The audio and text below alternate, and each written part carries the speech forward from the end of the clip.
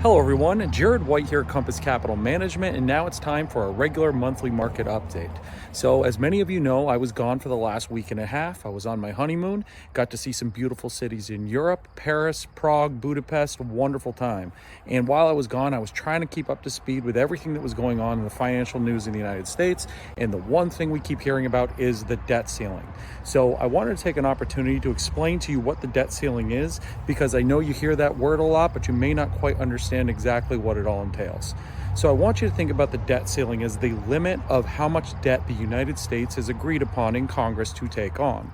Now, there's a limit which would be considered almost a stop sign, which says we are not allowed to take on more debt than X amount. Now, the problem is they also have this credit card that they've already actually made promises to pay certain bills over time. Now, as those promises come due, they have to actually take the money to be able to make sure they're meeting their obligations.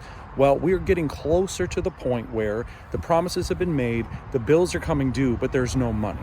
So in order for them to be able to actually fulfill their obligations, they're going to have to raise the amount of debt that they're willing to take on. Now, this is something that has been done dozens and dozens of times, but there's always going to be this argument in Congress to say, okay, even though we made these promises, we are hitting this ceiling and we are not comfortable paying our bills. Now, that's problematic because we could default on our debt, which would be similar to you having a credit card bill and deciding, hey, I'm not going to pay this. Now, countries will end up having a problem giving us loans in the future, buying our bonds, if we default on our debt, which will increase interest rates, which will be problematic not just for the United States government, but for us as consumers.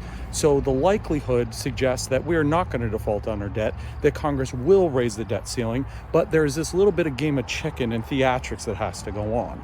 So in essence, they are negotiating right now, hey, I'll give you this if you give me that, and then ultimately they'll get to the final moment where they have to make a decision of, are we not going to pay our bills, or are we actually going to do what we have done countless times before, reach an agreement and raise the debt ceiling. So for me right now, this right here seems like a lot of theatrics of what we've experienced in the past, but we don't know for sure.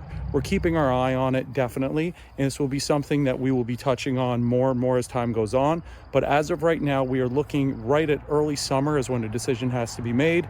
If anything looks like it's going to be a complete fallout here, we're going to let you know, and we'll come up with some plans for the future. But as of right now, we are hoping that this is something that will be resolved as it has many times in the past. So I hope that helps. As always, please do not hesitate to reach out to me if you have any questions or if you need anything. And, have a great start to your summer. Thank you so much.